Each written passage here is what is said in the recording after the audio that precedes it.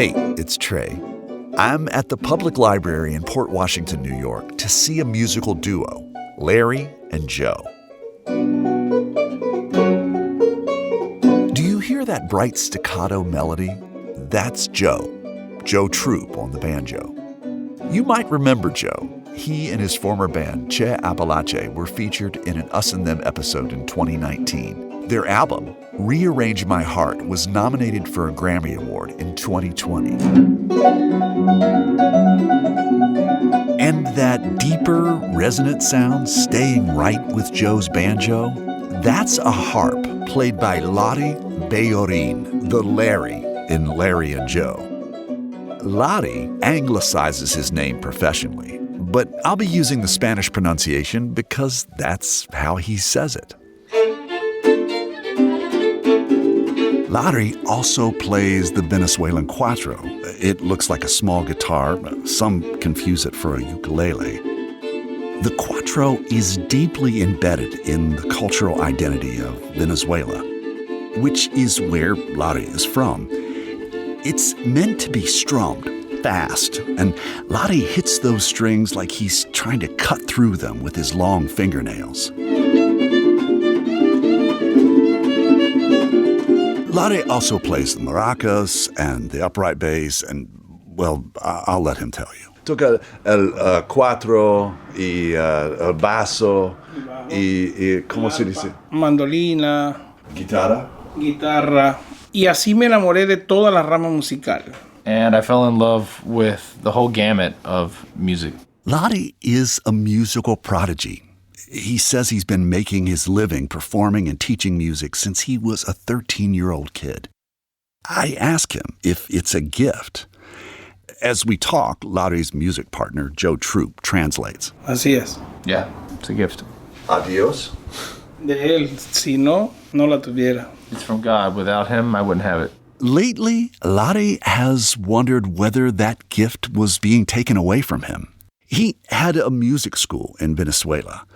He also taught at a state-sponsored cultural center. But Venezuela is in the midst of a catastrophic economic collapse, and work has dried up. Larry says he couldn't find new opportunities because he refused to show fealty to the United Socialist Party of Venezuela. It's the party of the late President Hugo Chavez, who ruled for 14 years, and the current president, Nicholas Maduro, who took over in 2013. Yo tuve que cerrar las puertas de mi escuela. I had to close my music school. He who wasn't connected to the government wasn't eligible for grants or donations from the government.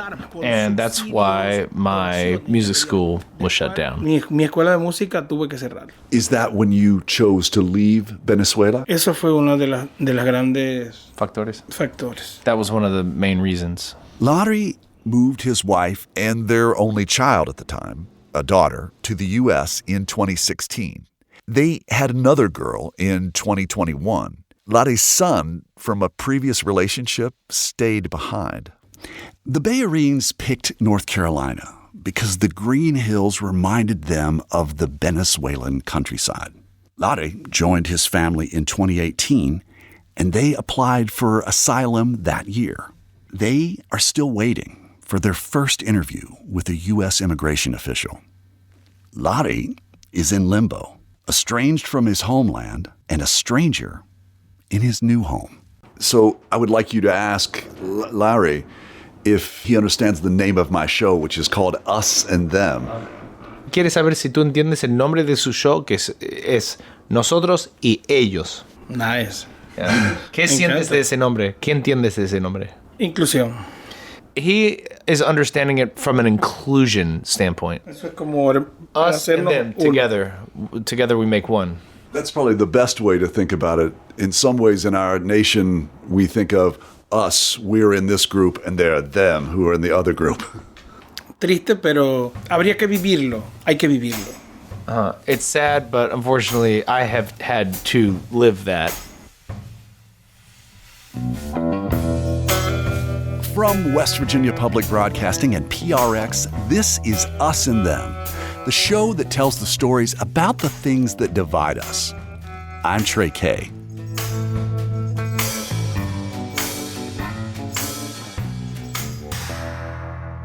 The way Larry tells it, he was born for one purpose: to make music. Cuentan que desde pequeñito cantaba. They say that since I was very young, I would sing. Larry grew up in a little country town in the eastern state of Managas. To make money, he'd head into the nearby city of Punta de Mata and shine shoes, singing while he worked. Tenía entre 10 ya para. I was about 10 or 11 years old, and I would go to where people were playing billiards, or I'd go to the plaza where people already knew me. Y siempre había gente que ya me conocía. Could you sing for me some song that you would have sang while you were shining shoes? Sí. Había un cantante muy famoso. There was a famous Colombian artist named Rafael Orozco who had some major hits. Él cantaba canciones como ¿y qué será de mi vida sin ti? ¿Qué será que no puedo vivir? ¿Qué será de mi vida sin ti? ¿Qué será? Larry also sang at school. He spent recess singing and pretending to play the cuatro. A teacher noticed. Me pregunta, ¿qué haces allí? ¿Por qué no estás jugando con los demás? This teacher heard me, and since it was recess, he asked me, why aren't you playing with the other kids? And I told him, I don't like to play, I like to sing. Entonces me dijo, ¿quieres aprender de la música? And he asked me, do you want to play music? Yo, sí, okay. I said, yeah, sure. Yeah. The teacher took him to the music room, where the instruments were. Larry knew exactly what he wanted to play, the cuatro. The teacher sent Larry to his brother, who taught music. Avanzaba muy rápido y habían niños que tenían 3, 4 años. I started playing, and within a couple of months, I had gotten pretty good. There were kids who had been playing for 2 or 3 years, but I got better than them in a couple of months. And that's how I got started, but I fell in love with all string instruments in the process. That includes the harp, which he taught himself to play at 15. It's become his principal instrument.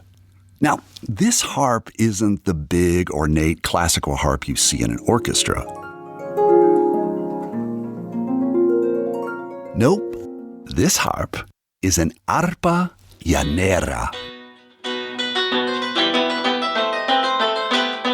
It's the backbone of joropo, a musical style and dance that developed in Venezuela and is deeply embedded in Venezuelans' identity. The song, Alma Llanera, or Soul of the Plains, is a joropo. It's the unofficial national anthem of Venezuela. It's performed here by the famous Venezuelan harpist, Juan Vicente Torrealba.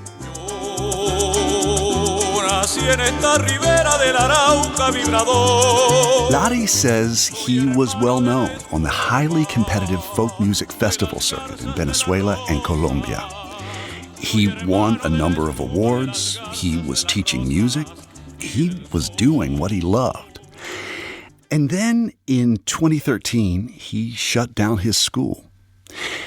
President Chavez's self-proclaimed socialist revolution had intervened. When this man took power, everything became politicized, even culture. Under Chavez and his hand-picked successor, Maduro, Venezuela has gone from being the wealthiest and most stable democratic country in South America to one ruled by an autocratic and repressive regime. The country is racked by rampant inflation, soaring crime rates, and severe shortages of basics like food, drinking water, and electricity.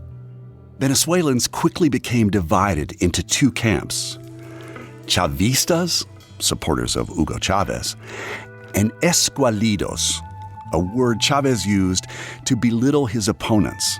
It means scrawny. Larry Bellorín was neither, and it got him into trouble with local Chavistas who wanted to know where he stood. De alguna manera, vendepatria. They thought of me as a sellout, a traitor. Pero no puedes estar en el medio. But you can't be in the middle. I was neither right-wing nor leftist. I just wanted to do music, and that's one of the main reasons I wasn't able to participate. Yeah, so Larry was kind of left without options. It's important, I think, to also note that you can't take these terminologies that I'm translating through a North American political lens. We're not talking about the same systems. All I know is that Raleigh had a music school he worked really hard to have, and unless he was willing to just hand that over to a state entity, it wasn't going to be able to continue.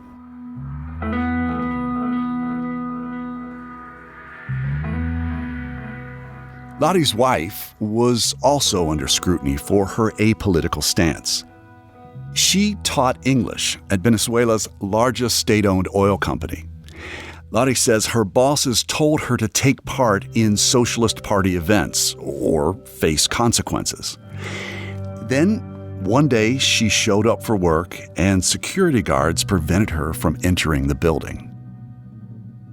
The Bellorines had seen enough.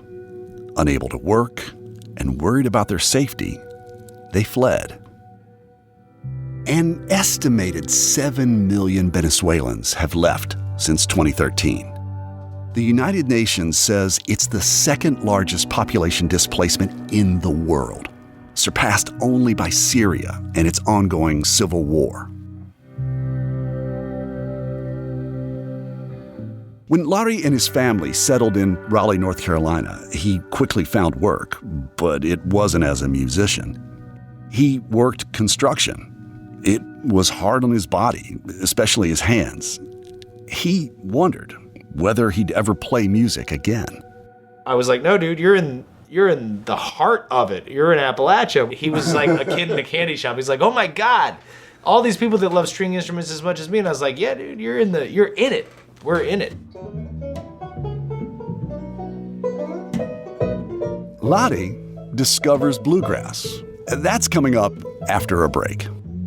You're listening to Us and Them. This program is supported in part by the West Virginia Humanities Council and the CRC Foundation.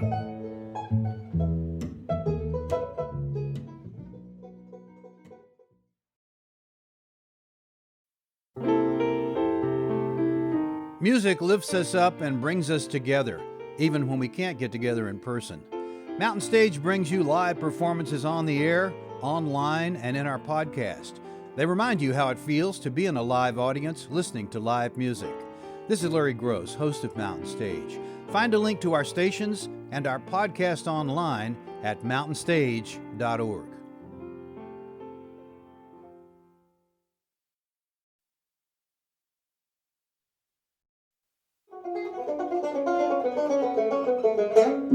Hey, it's Trey, and this is Us and Them from PRX and West Virginia Public Broadcasting. Let's go back for a moment to Larry and Joe's concert at the Public Library in Port Washington, New York. Okay, well, we're going to do a bluegrass number for you, and as every good bluegrass band requires, we're going to get Larry to play the maracas, because it wouldn't be bluegrass if it weren't for maracas, and that's the way it is, y'all. I ain't gonna hear nothing about it. Joe Troop and Raleigh Bellorín say their duo, Larry and Joe, is on a mission to prove that music has no borders. They certainly convinced me when I heard their version of Rollin' My Sweet Baby's Arms. It's a traditional American song that was first recorded in 1931 by Buster Carter and Preston Young, and it just sounds like Appalachia. Ain't gonna work on a railroad, ain't gonna work on a farm. And you know what? It still sounds Appalachian to me in Larry and Joe's version.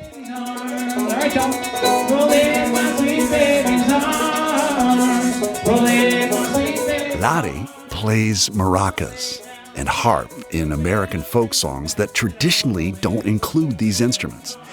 And Joe inserts banjo and fiddle into Venezuelan songs where they ordinarily don't belong.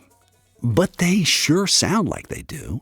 It seems like, listening to you play, that Venezuelan folk music and Appalachian folk music, they talk to each other. You know what? Venezuelan folk music and Appalachian folk music are long-lost friends, or maybe siblings separated at birth, or maybe friends from a past life. Joe Troop and Lottie Bellorín think of themselves in the same way. Lottie fondly calls Joe his twin.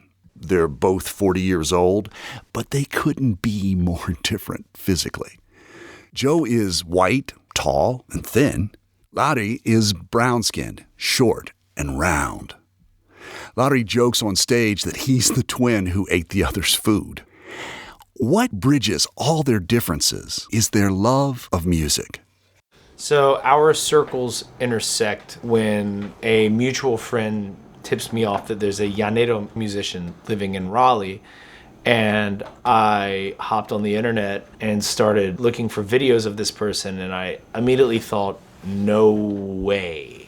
But wait. What's a llanero musician? So música llanera is the folk tradition from the Plains region shared between Venezuela and Colombia. And it's a music that I was exposed to as a teenager, at which point I fell in love with that music and always listened to it throughout my adult life, but I never had direct access to a harp cuatro master. Joe got Lari's number from a friend and cold called him. He invited Lari to a gig he had in Durham, North Carolina with some other musicians. And so he came and we played and sparks flew, and we realized there on December 2nd, 2021, that this was a big thing. We didn't know any of the same material, but we were still able to immediately make music. And the audience also gave us this huge standing ovation. People were like, what is this? And we were like, something magic just happened because we have a musical connection. And Amor musical a primera vista. Yeah, for a musical love at first sight. The one thing that I like in watching you perform with Lari is you basically can be the conduit for us, the audience, who are not fluent Spanish speakers. And it seems like Lari, he gets the opportunity to pretty much be himself the way that I think he would be in Venezuela. Right. Is that true? Sí. Yeah. Con este dueto, sí. Yeah, with this duet, yes. Oh, we're both mutually beneficial to each other. Like, in my wildest fantasies would I have ever dreamt that I would be working in a duet with a master Latin American folk musician. And Lari also discovered bluegrass through this duo. He didn't even realize where he was in the United States. He thought that this music was played in the wild, wild West. Like, he imagined it was played in Texas. Then he came to, because since he was in the United States, all he had done was lift cinder blocks and work and work and work and work. He'd never been off the construction site. So then I was like, I cannot wait to show him. He's in the heart of string band country. He's a string musician. Yeah. And then I was just like, I know this is going to blow his mind. What Joe is talking about is the bluegrass and old-time music festivals that are a summertime staple in Appalachia. Musicians and fans of the genre come from all over to camp out, hang out, and jam.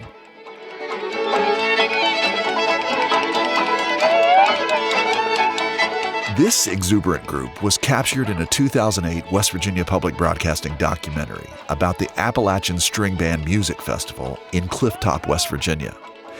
Clifftop is one of the best-known festivals in the region, along with ones in Mount Airy, North Carolina, and Galax, Virginia. Joe took Lari to as many as he could, and Joe was right. Lari's mind was blown. ¿Verdad? ¿Qué pasó en Mount Airy?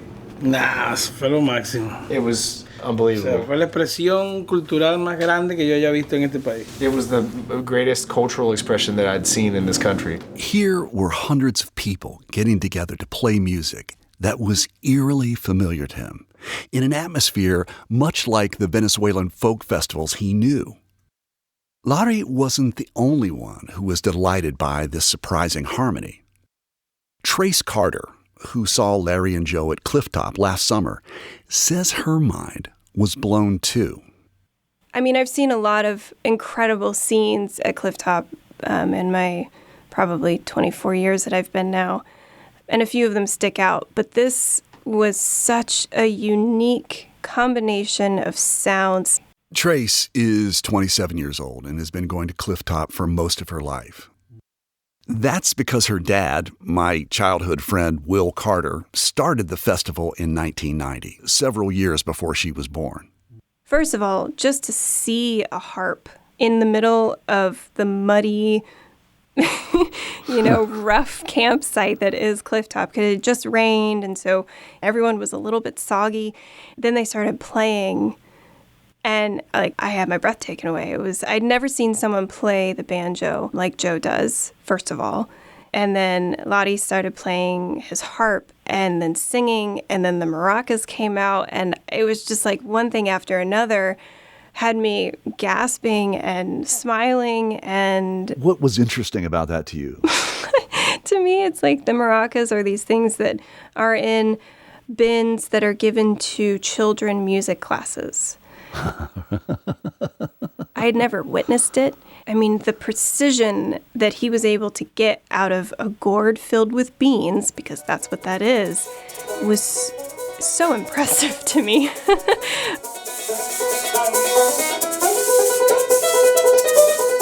I've seen trumpets and saxophones and keyboards and cellos and electric guitars and steel guitars. I mean, just everything mixed in with old time. And so, sure, why not? Why not the maracas and the harp? I mean, it was just like, of course, why haven't we seen these before? And it was such a wonderful addition. Listo, compadre. 1, 2, 3, 4. Just everyone was in awe of their music. No one wanted them to stop. If they had played all night long, I don't think anyone would have left. I asked Lottie if he enjoyed the Clifftop Festival. Clifftop es lo máximo. Clifftop was the greatest. Yeah. Why? ¿Por qué? Porque la experiencia... The experience wasn't about your musical prowess necessarily. It was more about harmonizing with community. Todos con todos. Everyone with everyone. Puedes venir, tocar aquí, tocar allá. You can meander here and there and play wherever you go. Se siente you can feel the warmth of the people, and they invite you into their circle without judging me as a Hispanic.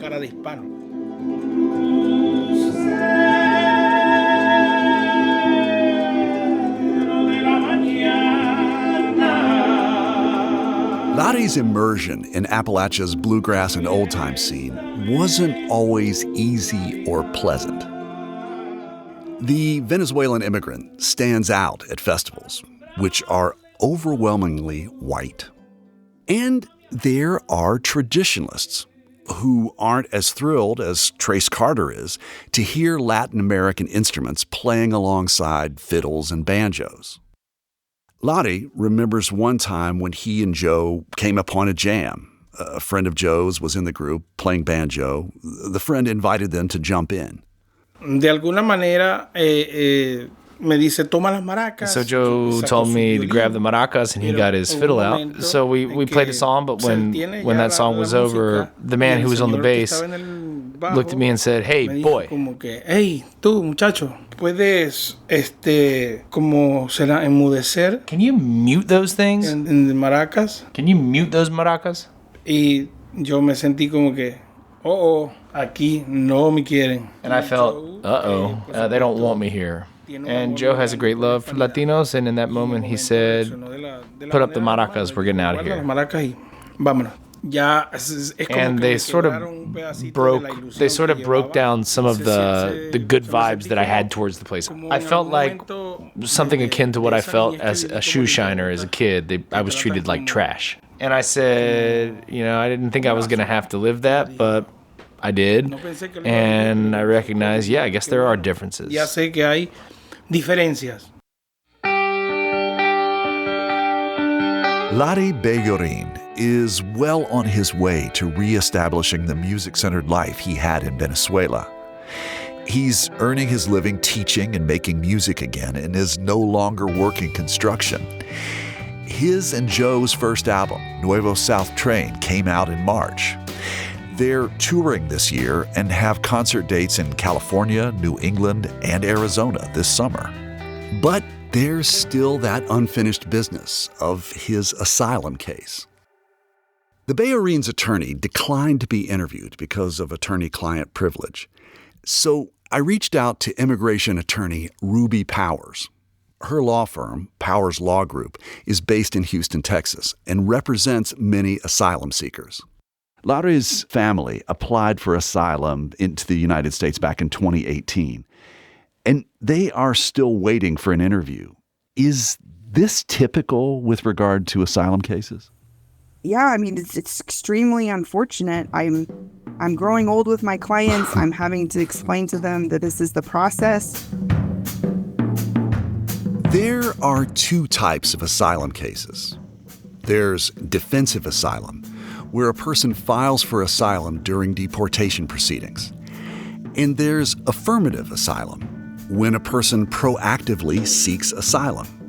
That's what the Bellorines are doing.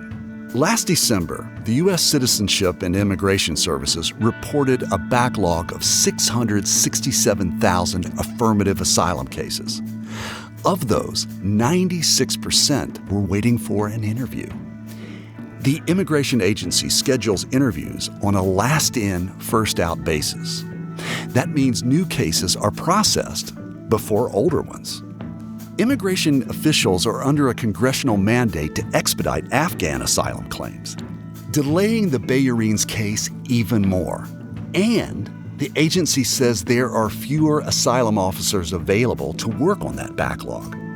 Most of them are at the U.S.-Mexico border, screening asylum applicants there.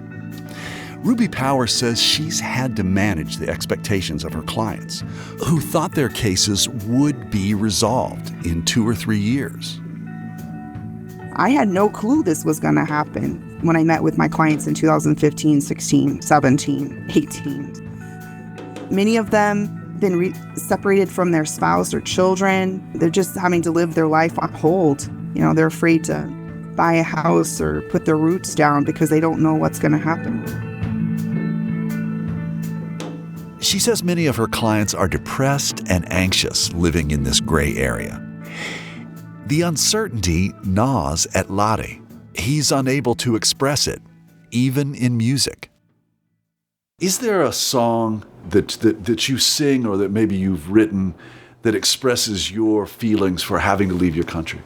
No he tenido todavía el coraje para hacerlo. I have yet to have the courage to write that song. Es una herida que no cierra. It's a wound that doesn't heal. Pasan los años y sigue igual. The years go by and it's just as painful. Tengo 7 años que no veo a mi hijo. It's been 7 years since I've seen my child. So there's children who left? He's got 2 children here, and his son, who is 17, he hasn't seen him since he was 10. Oh, I didn't know that. Yeah. No, creo que no voy a poder hacerlo. I don't think I'm going to be able to write that song. Lottie Bellorine's unwritten song may someday find its way out of his heart and into the world. In the meantime, he's got the songs of his homeland and the songs of his new home that he's ready to share. Lottie, what is there in your story that you would like Americans to hear? Lo que yo quisiera que oyera la gente de los Estados Unidos es que yo vine aquí a trabajar por el pan de mis hijos. I'd like people in the United States to know that I came here to work for my children's food. Y si es posible, enriquecer el folclore y la música de los Estados Unidos con la música de mi país.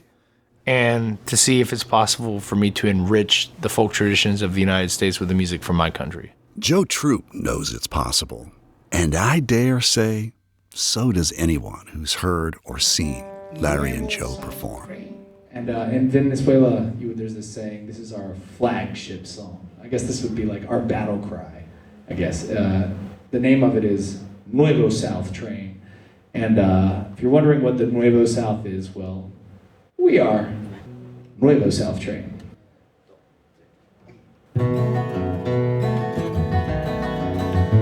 You've been listening to Us and Them. Our team for this episode was me, Trey Kay, Amy Eddings, Matthew Hancock, and Kate Smith. Special thanks to Athais Cipriani de Bellorín and Hunt Millette. Michael Lipton, Tristan Lozow, and Ahmed Solomon wrote and performed the Us and Them show music.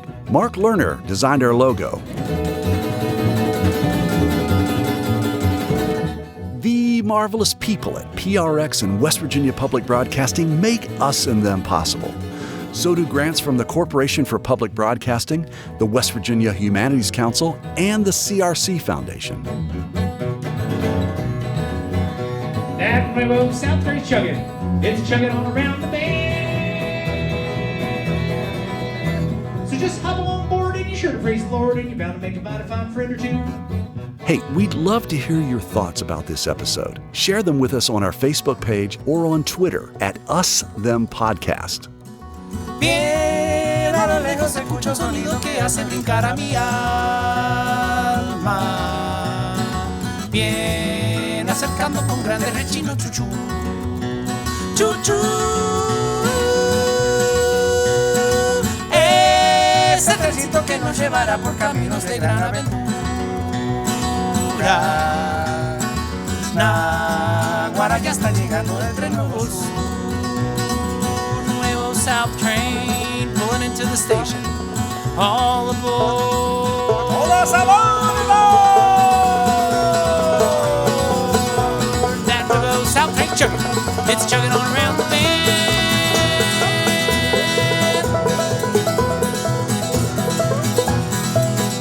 So saddle up your fear and send your friends super near and let your worries disappear despite a lack of engineers pick this baby into gear. Chug a lug down the yellow brick way. Us and Them was originally developed with the assistance of the mentorship program at AIR, the Association of Independents in Radio. We'll see you next time on Us and Them. Todo el ritmo que llevamos los pasajeros explota enseguida. Vamos viajando con un triqui triqui pum pum triqui triqui pum pum triqui triqui pum pum triqui triqui pum pum triqui triqui pum pum. Pinche pendejo no quiere subirse a gozar y nos ve con despecho. Ay, pobrecito que quiere vivir sin sazón, sin corazón.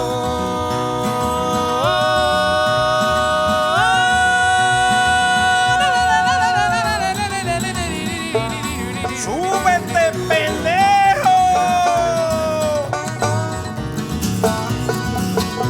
That nuevo South Train chugging, it's chugging on around the bend. So let your jello get jiggy, baby, it ain't no biggie. Buy some snack, Piggly Wiggly, no need to pinch pennies. Pretty ponies on a plenty.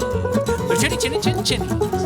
Just a silly bunch of ninnies, Rooster Ralph and Hazel Penny, make a boxcar spinning, wings and flapping with the barnyard friends. Picking grit out in the big pen, cornfield.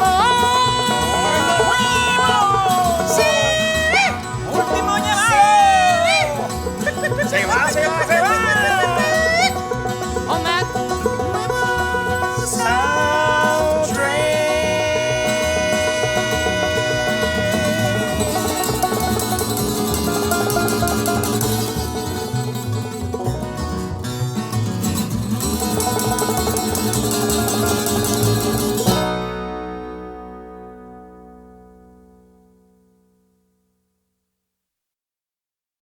Support for this podcast comes from the Corporation for Public Broadcasting.